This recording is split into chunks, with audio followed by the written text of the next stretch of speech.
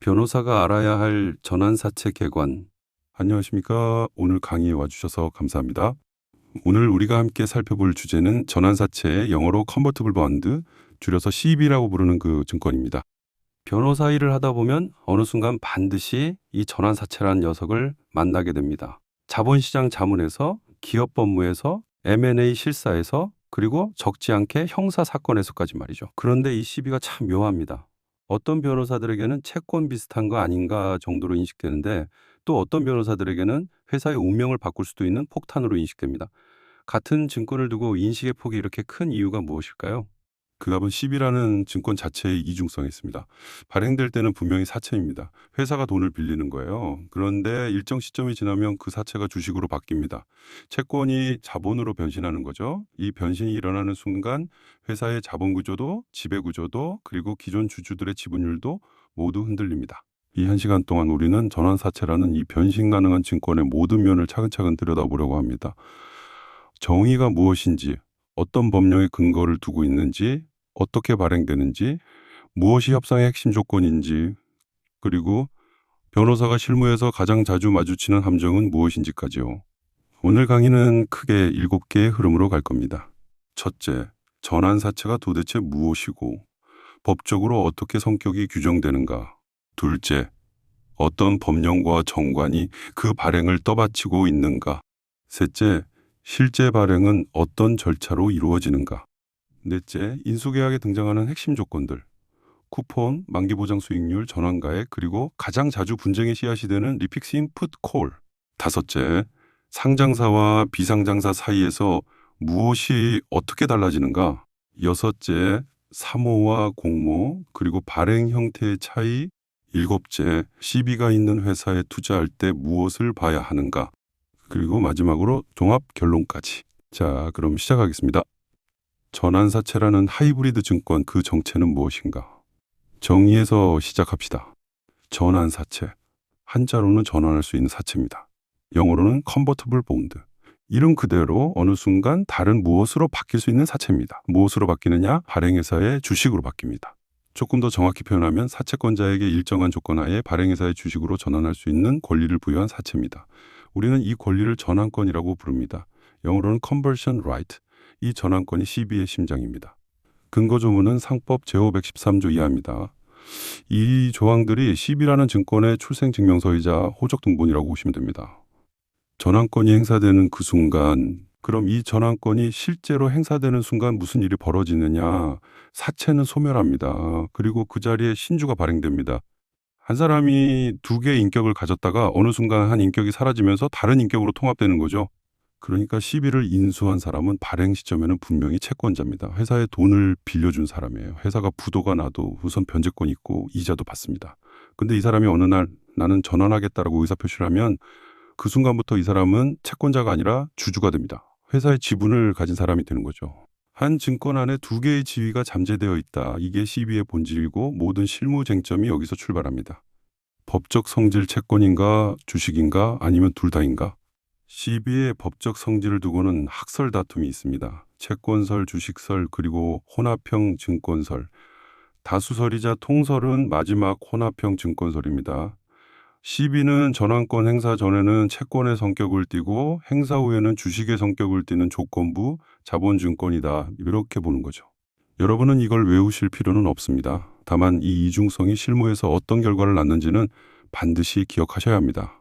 회계 처리에서 CB는 부채로 잡히기도 하고 자본으로 잡히기도 합니다.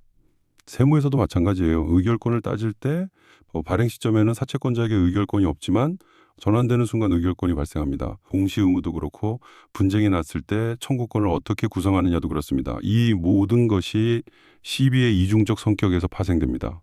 그래서 변호사가 CB 자문을 할 때는 항상 두 개의 시점을 동시에 봐야 합니다.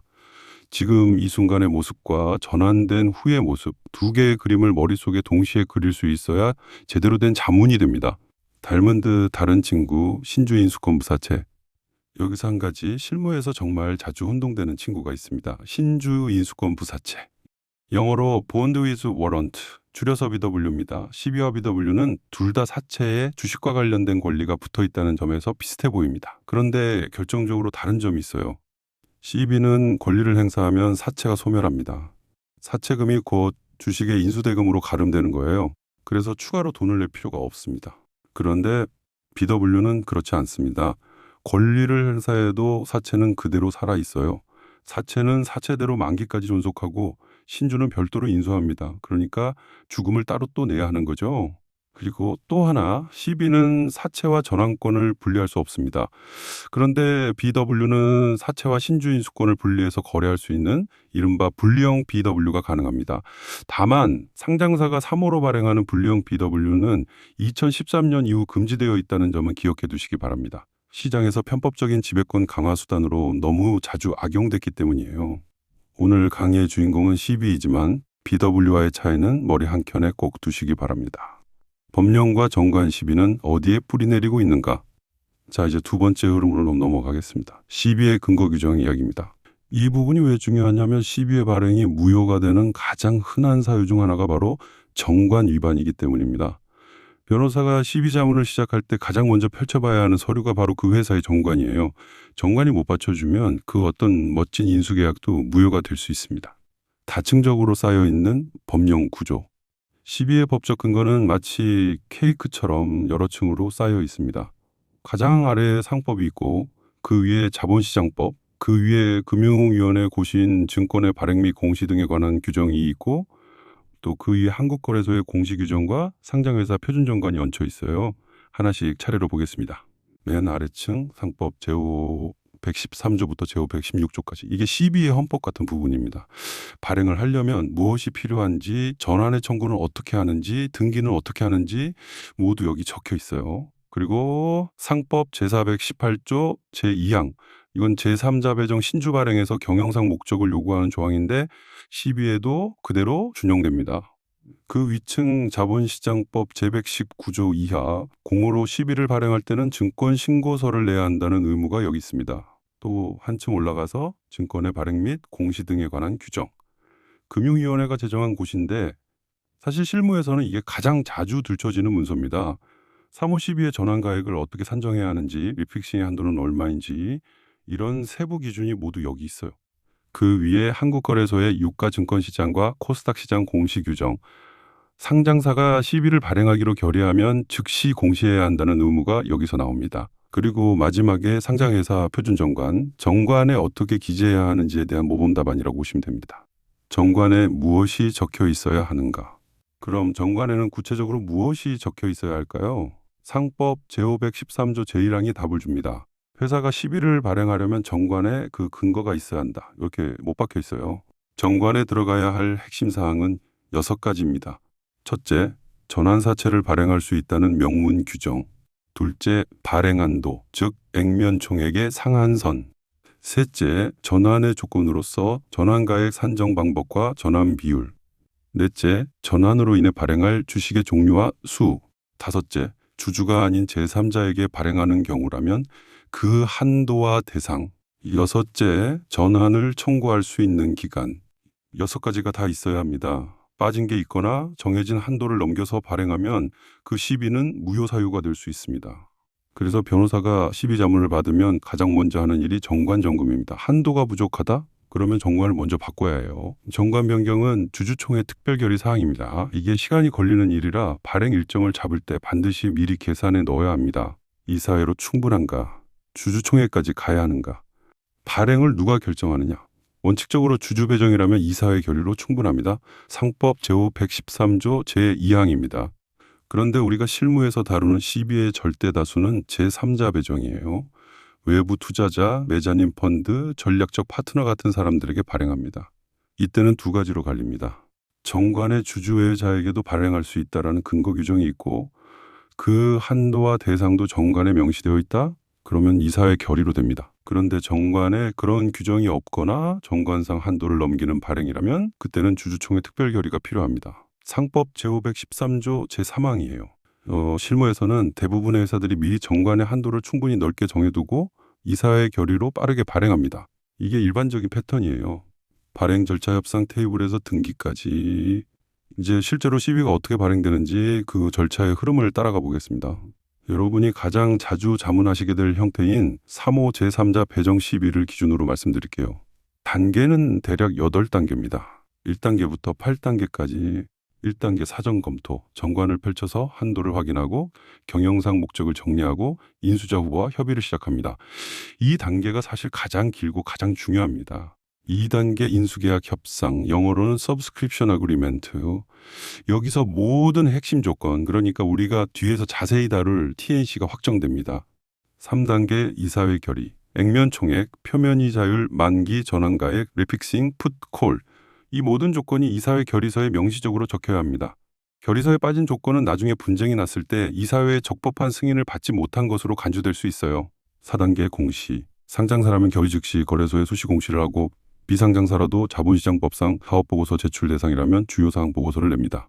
5단계 공모인 경우에 한해 증권신고서를 제출하고 효력 발생을 기다립니다. 3호라면 2단계는 건너뜁니다. 6단계 청약과 납입, 인수자가 사채금을 회사 계좌에 입금합니다. 7단계 사채 등기, 본점 소재지에서 발행일로부터 2주 이내에 등기해야 합니다. 상법 제514조 의의가 근거예요.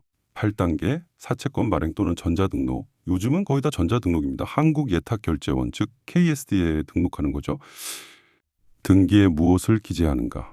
사채 등기에 들어가는 사항도 한번 짚고 가겠습니다. 상법 제514조 의의가 정한 등기사항은 사채 총액, 각 사채의 금액, 이율, 상환 방법과 시기, 이자 지급 방법과 시기, 전환의 조건, 전환의 청구기간, 그리고 전환으로 인해 발행할 주식의 내용입니다. 꽤 자세하죠. 그리고 전환권이 실제로 행사되어 신주가 나오면 그때 발행 주식 총수 변경 등기와 사채 총액 변경 등기를 동시에 진행해야 합니다. 등기 누락은 공무원에 의한 직권 정정 대상이 될 수도 있고 회사에 과태료가 부과될 수도 있어요. 작은 일 같지만 빠뜨리면 안 됩니다. 핵심 조건들, 쿠폰, 만기보장 수익률, 전환가액. 자, 이제부터가 사실 오늘 강의의 핵심이라고 할 수 있습니다. 인수계약에 등장하는 그 수많은 조건들 가운데 변호사가 반드시 이해하고 있어야 하는 것들을 하나씩 짚어보겠습니다. 큰 그림부터 그려드리면 이렇습니다.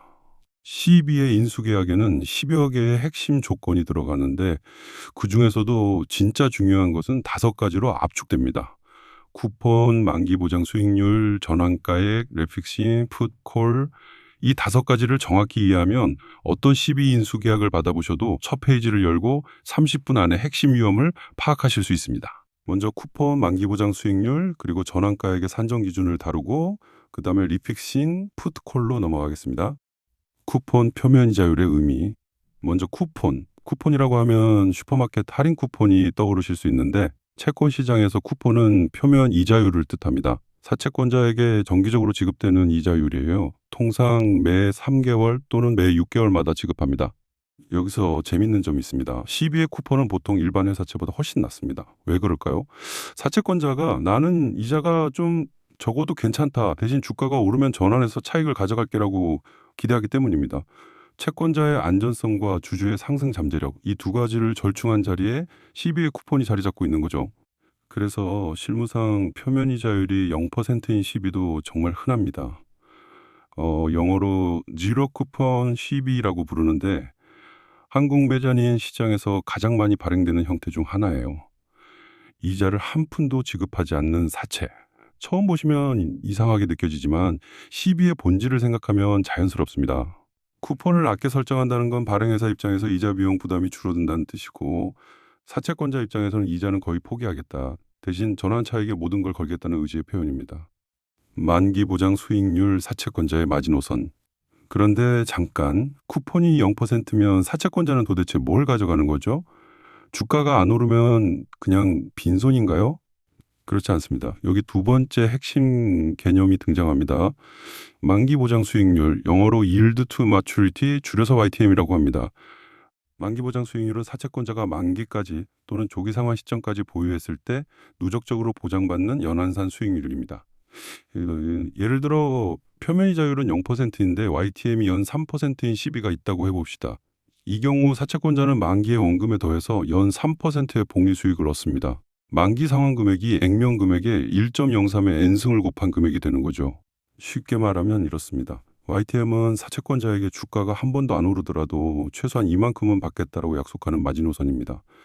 발행회사 입장에서는 잠재적인 이자 비용이고 다만 현금이 실제로 나가는 시점은 매년이 아니라 만기 또는 조기 상환 시점에 한 번에 몰리죠. 쿠폰 0%, YTM 3%라는 표현은 사실상 할인 발행에 이자를 후취하는 구조라고 이해하시면 됩니다. 발행 시점에는 액면 그대로 받지만 만기의 이자에 해당하는 금액을 한 번에 더해서 갚는 거예요. 변호사가 인수계약을 검토할 때 쿠폰과 YTM을 함께 봐야 하는 이유가 여기 있습니다. 하나만 보면 안 됩니다. 쿠폰이 0%라고 해서 회사 부담이 없네라고 안심하면 만기 때 거액이 한꺼번에 나가는 구조라는 걸 놓칠 수 있어요. 전환가액 시비의 가장 핵심적인 조건. 자, 이제 진짜로 들어갑시다. 전환가액, 영어로는 conversion price. 전환가액은 시비의 모든 것이라고 해도 과언이 아닙니다. 왜냐고요? 이 가격이 낮으면 사채권자가 받을 신주의 수가 많아집니다. 신주의 수가 많아지면 기존 주주의 지분이 그만큼 희석됩니다. 반대로 전환가액이 높으면 사채권자가 받을 신주의 수가 적어지고 희석도 줄어듭니다. 그러니까 전환가액 이런 차이가 회사의 지배구조에 결정적인 영향을 미칠 수 있어요. 그래서 법령은 이 전환가액 산정에 매우 상세한 기준을 두고 있습니다. 산정의 기본 원칙 3가지. 산정 방법으로 들어가기 전에 변하지 않는 기본 원칙 3가지를 먼저 알아두시기 바랍니다. 첫째, 전환가액은 발행 당시의 시장가격 또는 기업가치를 반영해야 합니다. 둘째, 기존 주주에게 부당한 손해를 입혀서는 안 됩니다. 셋째, 일주의 액면가액 이상이어야 합니다. 이건 상법 제417조의 액면 미달 발행 금지 원칙이 준용된 결과예요. 이 3가지 원칙은 상장사에도 비상장사에도 똑같이 적용됩니다. 다만 시장 가격을 어떻게 산정하느냐에서 양자가 갈라지죠. 이제 갈라지는 지점을 봅시다. 상장사의 전환가액 산정, 상장사 3호 12의 전환가액. 이건 공식이 있습니다. 증권의 발행 및 공시 등에 관한 규정 제호-22조. 이 조항을 한번 같이 풀어보겠습니다. 먼저 기준주가라는 개념을 잡아야 합니다. 청약일 전 제3거래일을 기산일로 삼습니다. 그리고 그 기산일 직전 1개월의 가중평균주가, 직전 일주일의 가중평균주가, 그리고 기산일 당일의 종가, 이 3가지의 산술평균을 냅니다. 그리고 그 산술평균과 기산일 당일 종가를 비교해서 더 낮은 가격을 채택합니다. 이게 기준주가입니다. 조금 복잡하시죠? 네, 다시 한번 정리하면 이렇습니다. 1개월 가중평균과 일주일 가중평균과 최근일 종가, 이 3가지를 더해서 3으로 나눈 값과 최근일 종가 둘을 비교해서 낮은 쪽을 취한다. 이 한 줄입니다. 그리고 전환가액은 이 기준주가의 90% 이상이어야 합니다. 다만 3호가 아니라 일반 공모 방식이면 70% 이상으로 완화됩니다. 또 벤처기업이 적격기관 투자자에게 발행하는 경우에는 별도의 완화 규정이 적용될 수도 있어요. 여기서 한 가지 꼭 짚고 가야 할 게 있습니다. 가중평균주가의 산정 방식입니다. 단순히 종가들을 평균 낸 게 아니에요. 해당 기간의 거래대금 합계를 거래량 합계로 나눈 값입니다. 거래량으로 가중한 평균이란 점, 이거 실수하시는 분들이 많습니다. 변호사가 상장사 3호 10일을 검토할 때 반드시 점검해야 할 4가지가 있습니다. 첫째, 기산일이 정확한지, 청약일 전 제3거래일이 맞는지. 둘째, 가중평균 산식이 올바른지, 거래대금을 거래량으로 나눴는지. 셋째, 90%냐 70%냐 그 할인율이 정관과 이사회 결의에 정확히 명시되어 있는지. 넷째, 산정자료, 그러니까 거래소 시세표 같은 자료가 보존되어 있는지. 특히 마지막, 산정자료의 보존이 정말 중요합니다. 분쟁이 나면 당시에 우리는 이 시세표를 보고 이렇게 계산했다라는 걸 입증해야 하는데 그게 없으면 변호사가 아무리 변론을 잘해도 어렵습니다. 비상장사의 전환가액 산정 5가지 방법. 이제 비상장사로 넘어갑시다. 비상장사는 시장 가격이 없습니다. 거래소에 상장되지 않은 회사니까요. 그래서 제호-22조 같은 법정 산정 공식이 적용되지 않습니다. 대신 현저히 불공정한 가액에 해당하지 않을 정도로 합리적인 평가 절차를 거쳐 산정해야 한다. 이 원칙입니다. 상법 제424조의 정신을 빌려온 거죠.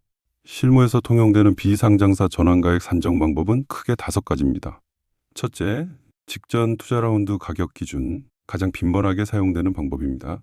직전 6개월에서 12개월 사이에 외부 투자자가 동일한 종류의 주식을 인수한 가격이 있으면 그 가격을 기준으로 삼습니다.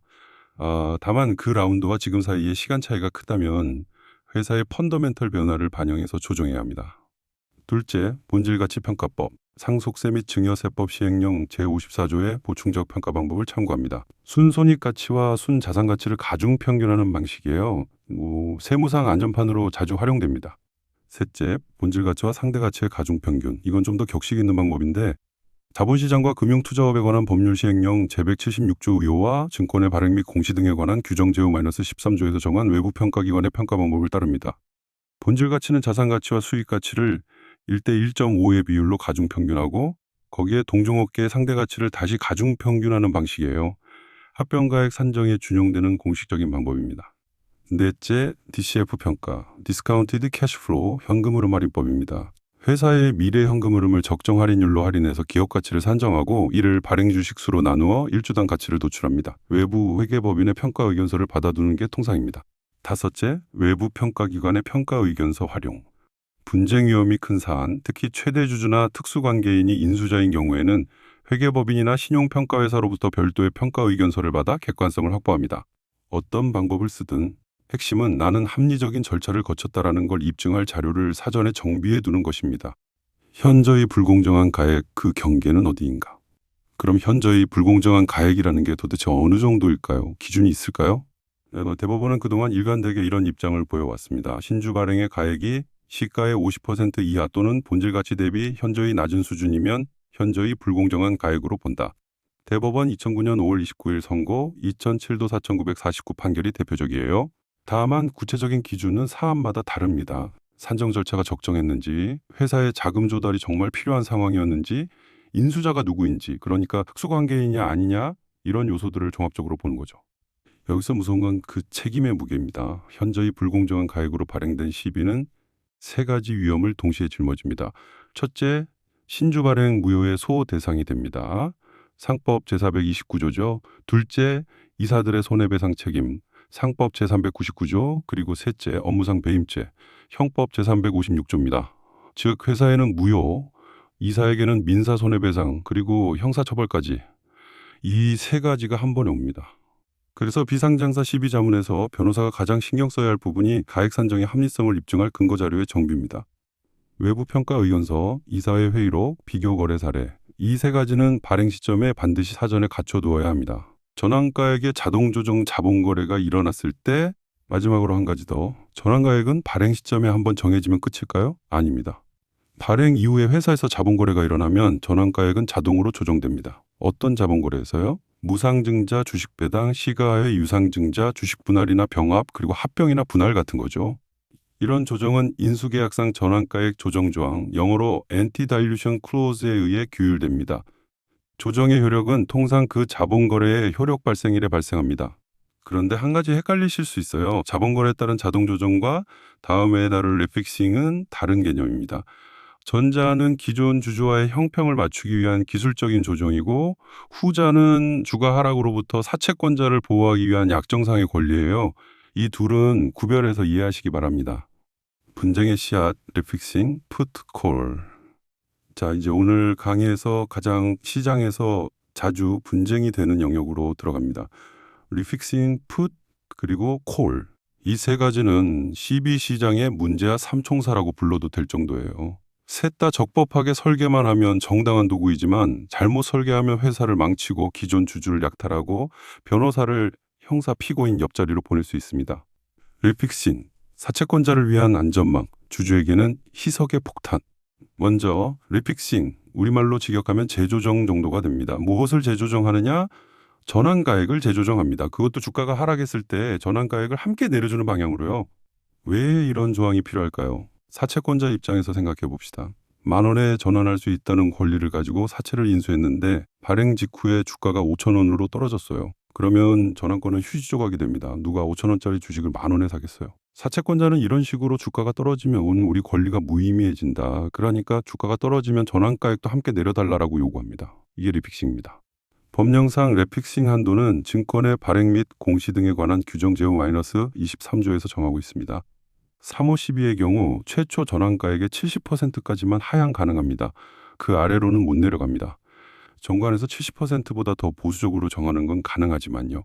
리픽싱을 검토할 때 변호사가 반드시 봐야 하는 포인트가 4가지 있습니다. 첫째, 리픽싱 주기. 통상 3개월마다입니다. 둘째, 조정 기준. 직전 1개월 가중평균주가, 직전 일주일 가중평균주가, 그리고 최근일 종가 이 셋 중 가장 낮은 가격을 기준으로 합니다. 셋째, 그리고 이게 정말 중요한데 상향 조정 조항이 있는지 영어로 리셋업 조항이라고 합니다. 2021년에 증권의 발행 및 공시 등에 관한 규정이 개정되면서 상향 조정이 의무화됐어요. 즉, 한 번 내려간 전환가액은 주가가 다시 오르면 그에 맞춰 다시 올려야 합니다. 이게 없으면 사채권자가 일방적으로 유리한 구조가 되거든요. 넷째, 자본거래에 따른 자동 조정 조항. 앞서 말씀드렸던 그 조항이 인수계약에 잘 반영되어 있어야 합니다. 랩픽싱을 어떻게 보느냐? 사채권자에게는 안전망입니다. 그런데 기존 주주에게는 희석 위험을 가중시키는 조건이에요. 변호사는 어느 쪽 자문이냐에 따라 시각이 완전히 달라야 합니다. 발행회사를 자문한다면 이 한도와 주기가 회사에 너무 불리하지 않은가 보고, 투자자를 자문한다면 이 랩픽싱이 충분히 보장되는가 봐야 합니다. 풋 옵션, 사채권자가 회사에 돈 돌려줘라고 외칠 수 있는 권리. 다음은 풋 옵션, 우리말로 조기상환 청구권입니다. 풋은 사채권자가 만기 이전에 회사에 지금 상환해달라고 요구할 수 있는 권리입니다. 통상 발행 후 1년 또는 1년 6개월이 경과한 시점부터 3개월 단위로 행사할 수 있도록 설계합니다. 사채권자가 풋을 행사하면 어떻게 되느냐? 회사는 원금에다가 그 시점까지 누적된 YTM 기준의 수익을 더해서 일시에 상환해야 합니다. 만약 액면 100억 원짜리 CB를 발행했고 YTM이 3%이며 행사 시점이 발행 후 2년이라면 회사는 100억의 1.03제곱 약 106억 원을 한 번에 토해내야 한다는 뜻이에요. 풋이 사채권자에게는 안전장치입니다. 주가가 안 오르거나 회사가 휘청이면 우리는 빠져나오겠다라는 출구를 확보해 두는 거예요. 그런데 회사 입장에서는 정반대입니다. 풋은 단기간 내에 거액의 현금이 나갈 수 있다는 위험이에요. 그리고 더 무서운 건 그 다음입니다. 회사가 풋 청구에 응할 자금이 없으면 어떻게 되느냐. 즉시 EOD, 그러니까 기한 이익 상실 사유가 발생합니다. EOD가 발동되면 모든 사채가 한꺼번에 상환 의무가 발생하고 거기서 못 갚으면 부도 그리고 회생 절차 개시 사유로 이어집니다. 그래서 풋은 단순한 옵션 하나가 아니라 회사의 유동성 위기 시나리오와 직결되는 폭발성 조항이에요. 실무에서 풋 청구가 가장 자주 일어나는 두 가지 상황을 기억해 두세요. 첫째, 주가가 전환가액을 크게 하회해서 전환 차익이 안 나올 때. 둘째, 발행회사의 신용이 악화되었을 때. 이 두 가지 신호가 보이면 사채권자는 풋을 누릅니다. 콜 옵션, 그리고 가장 위험한 최대 주주 마지막으로 콜 옵션 매도 청구권입니다. 사실 오늘 강의에서 가장 조심스럽게 다뤄야 할 부분이에요.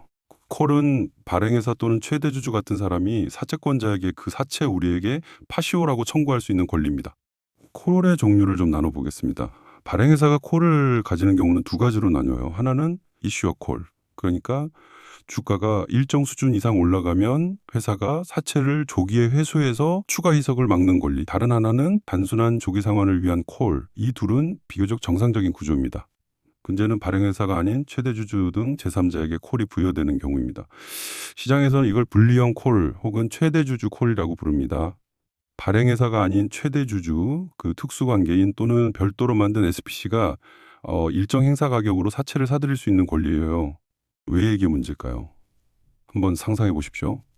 회사가 외부 투자자에게 CB를 발행했어요. 그런데 인수계약에 최대주주는 이 CB를 발행 후 2년 이내에 발행 당시 가격으로 매수할 수 있는 권리를 가진다라는 조항이 들어가 있습니다. 그리고 2년이 지나서 회사 주가가 2배가 됐어요. 그럼 어떻게 됩니까? 최대주주는 헐값에 그 CB를 사와서 본인이 직접 전환합니다. 그러면 최대주주는 사실상 저렴한 가격에 잠재적 지배 지분을 손에 쥐는 것과 같은 효과를 보게 됩니다. 다른 주주의 돈으로요.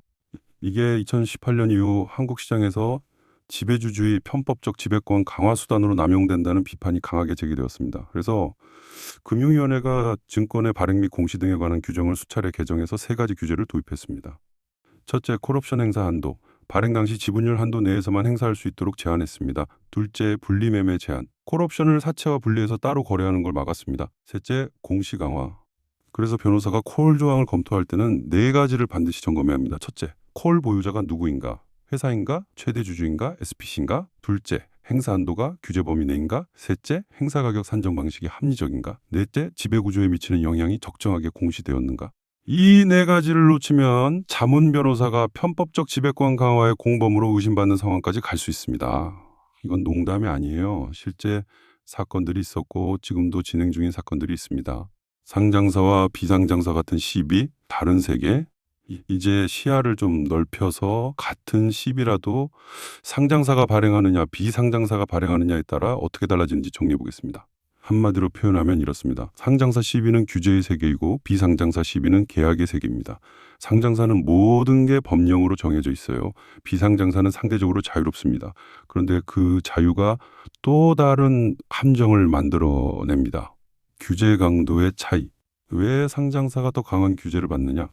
답은 단순합니다. 상장사 주식에는 일반 투자자, 그러니까 우리 주변에 소액주주들이 들어와 있기 때문입니다. 이분들을 보호해야 한다는 사회적 합의가 강한 규제로 이어진 거예요. 전환가액 산정만 보더라도 그렇습니다. 상장사는 제호-22조의 공식을 따라야 하고 기준 주가의 90% 이상이라는 한계도 있습니다. 비상장사는 법정 산정 방식이 없어요. 다만 현저히 불공정한 가액이 아니어야 한다는 추상적인 기준만 있을 뿐이죠. 리픽싱 한도도 그렇습니다. 상장사 3호 12는 최초 전환가액의 70%까지만 내려갈 수 있어요. 비상장사는 직접 규제가 없습니다. 다만 사실상 합의로 비슷한 수준이 설정되긴 하죠. 리셋 오브 의무. 2021년 개정으로 상장사는 의무가 됐습니다. 비상장사는 의무 아닙니다. 콜 옵션 규제. 상장사는 행사 한도와 분리매매 제한이 강화됐어요. 비상장사는 직접 규제가 없습니다.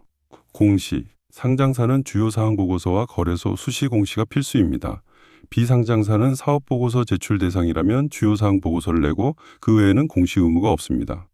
전자등록. 상장사는 의무입니다. 전자증권법이 그렇게 정하고 있어요. 비상장사는 선택입니다.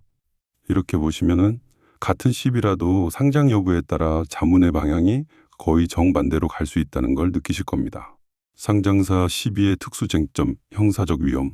상장사 시비의 특수쟁점은 한마디로 형사적 위험입니다.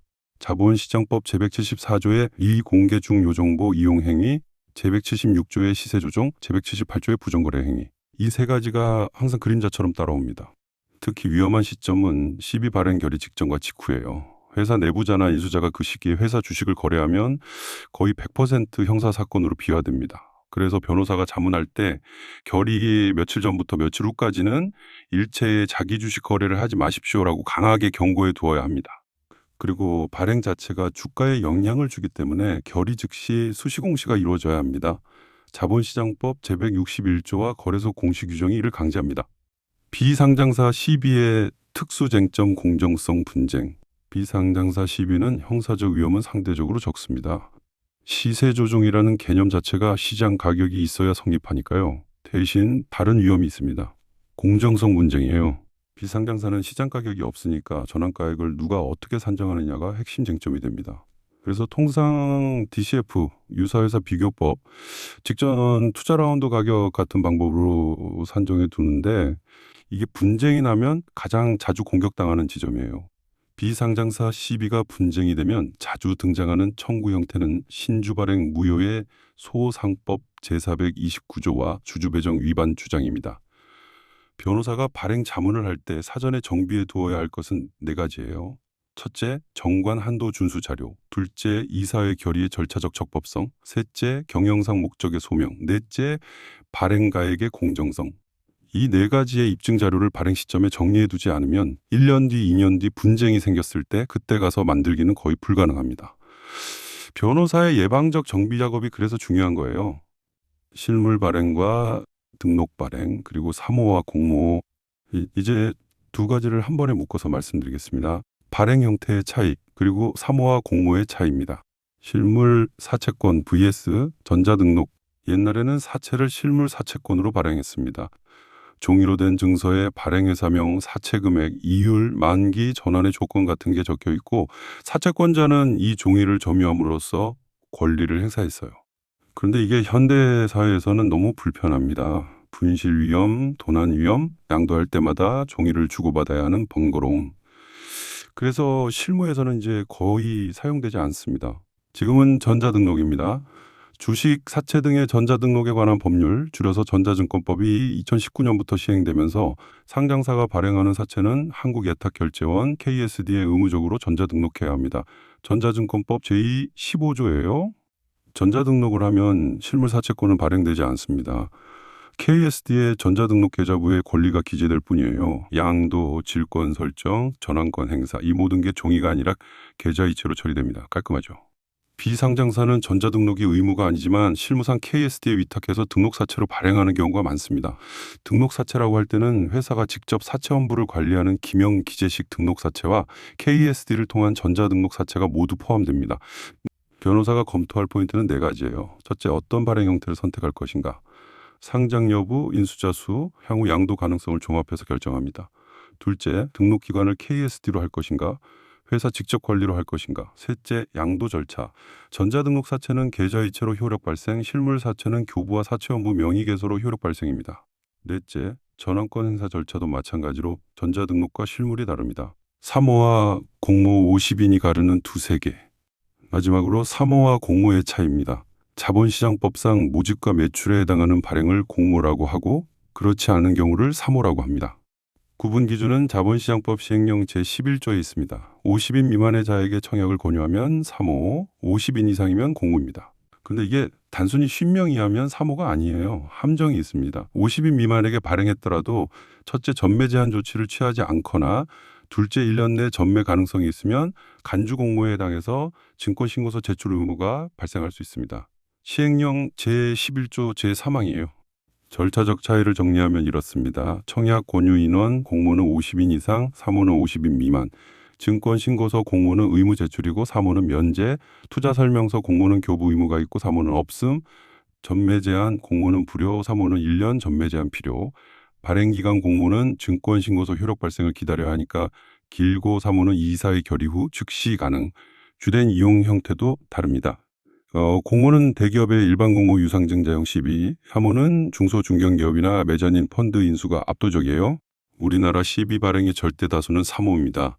발행 기간이 짧고 비용이 절감되고 협상의 자유가 크기 때문이에요. 다만 사모 시비에서 변호사가 자주 놓치는 함정이 세 가지 있습니다. 첫째, 50인 미만 산정에서 전문 투자자 등 산정 제외 대상을 정확히 적용하지 못하는 경우. 둘째, 1년 전매 제한 조치. 그러니까 전자등록 계좌부의 보호예수 같은 조치를 빠뜨려서 간주공모로 떨어지는 경우. 셋째, 청약 권유 자료를 일반에게 광고 형태로 배포했다고 인정될 만한 행동을 하는 경우. 간주공모로 인정되면 어떻게 되느냐.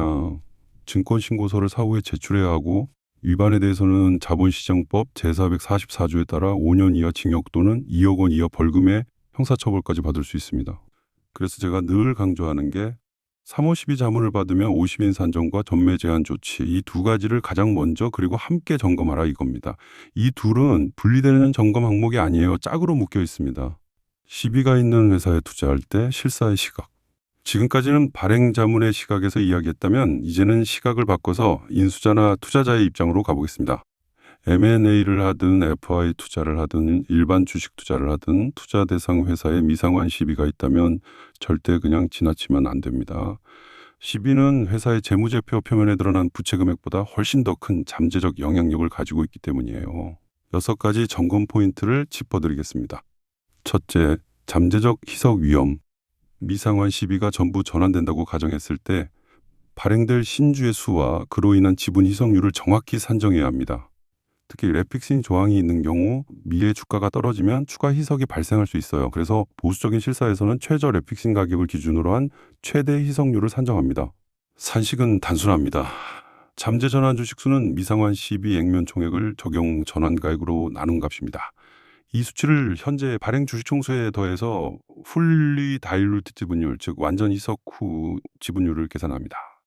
예를 들어 현재 100만 주가 발행되어 있는 회사에 100억 원짜리 시비가 미상환 상태이고 전환가액이 1만 원이라면 잠재 전환 주식수는 100만 주, 그러니까 전환되면 발행 주식 총수가 2배가 됩니다. 기존 50% 지분이 25%로 희석되는 거예요. 이걸 무시하고 인수가격을 산정하면 큰 실수가 됩니다. 둘째, 풋 옵션의 현금 유출 위험. 풋 행사 가능 시점이 임박해 있고 주가가 전환가액보다 현저히 낮으면 어떻게 될까요? 사채권자가 풋을 누를 가능성이 매우 높습니다. 이 경우 발행회사는 단기간 내에 거액의 현금을 마련해야 합니다. 변호사가 실사할 때 점검할 3가지가 있습니다. 회사의 현금성 자산 수준, 차환자금 조달 가능성, 그리고 푸트 행사 시 EOD 발생 위험. 실사 보고서에는 미상환 시비 잔액, 풋 가능 시점, YTM 누적 금액을 반드시 표 형태로 정리해 두는 게 통상입니다. 이건 단순한 형식이 아니라 그 표를 만드는 과정에서 위험이 드러나기 때문에 의미가 있어요. 셋째, 콜 옵션과 지배구조. 최대주주나 그 특수관계인이 콜 옵션을 보유하고 있다면 향후 지배구조 변동 가능성을 평가해야 합니다. 특히 적대적 M&A를 시도하는 인수자 입장에서는 이 부분이 결정적이에요. 인수를 시도했는데 최대주주가 콜을 행사해서 추가 지분을 결집해버리면 인수가 사실상 불가능해질 수 있습니다. 그래서 지배구조 변동을 검토할 때는 현재의 지분율뿐 아니라 콜이 행사된 후의 잠재적 지분율을 함께 봐야 합니다. 넷째, 기존 사채권자와의 관계. 12인수 계약에는 통상 확약사항, 영어로 코베넌스가 들어있습니다. 추가 사채 발행 제한, 자산 처분 제한, 배당 제한 같은 것들이에요. 신규 투자자가 인수 후에 이 코베넌스를 위반할 만한 행위를 하려고 한다면 기존 사채권자의 동의나 웨이버를 사전에 받아야 합니다. 안 받으면 EOD가 발동됩니다. 그러면 인수 직후에 회사 자금 조달 계획이 무너집니다. 변호사가 인수자를 자문할 때는 인수 후 100일 동안 무엇을 할 것인가를 그리는데 그 그림이 기존 12의 커버넌트와 충돌하지 않는지 반드시 교차 검토해야 합니다. 다섯째, 회계상 분류. KIFRS 기준으로 12는 부채 요소와 자본 요소, 그러니까 전환권 부분으로 분리해서 처리합니다.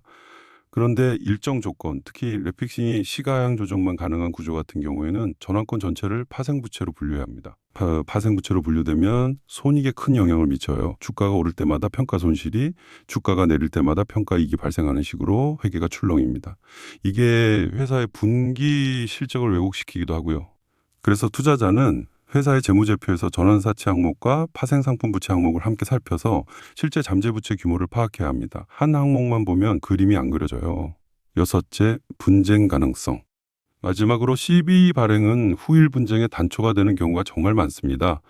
주주대표 소송, 신주 발행 무효해소, 미공개 정보 이용 형사 사건. 모두 우리가 뉴스에서 접하는 사건들이죠. 그래서 인수실사 단계에서 5가지를 반드시 확인해야 합니다. 발행 당시의 정관점검, 이사회 결의의 적법성, 경영상 목적 소명 자료, 발행가액 산정 자료, 그리고 공시적시성. 이 5가지의 문제가 있으면 인수 후 발생하는 분쟁의 책임이 인수자에게 전가될 수 있습니다.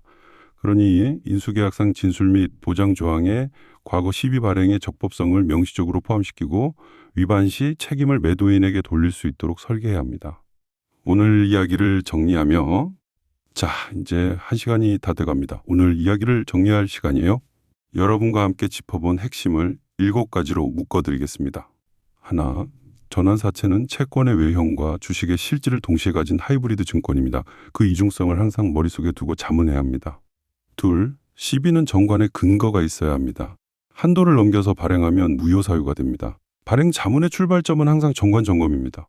셋, 인수계약의 핵심 조건은 쿠폰, 만기보장 수익률, 전환가액, 래픽싱, 풋, 콜의 6가지입니다. 이 중에서도 래픽싱과 콜은 시장에서 가장 자주 분쟁의 원인이 됩니다. 넷, 전환가액은 시비의 모든 것입니다. 상장사는 증권의 발행 및 공시 등에 관한 규정 제호-22조의 산정 공식을 따르고 비상장사는 본질가치 DCF, 직전 라운드 같은 합리적 평가 방법으로 현저히 불공정한 가액에 해당하지 않도록 산정해야 합니다. 그리고 산정 자료를 사전에 보존해 두는 것, 이게 분쟁 시 결정적인 증거가 됩니다.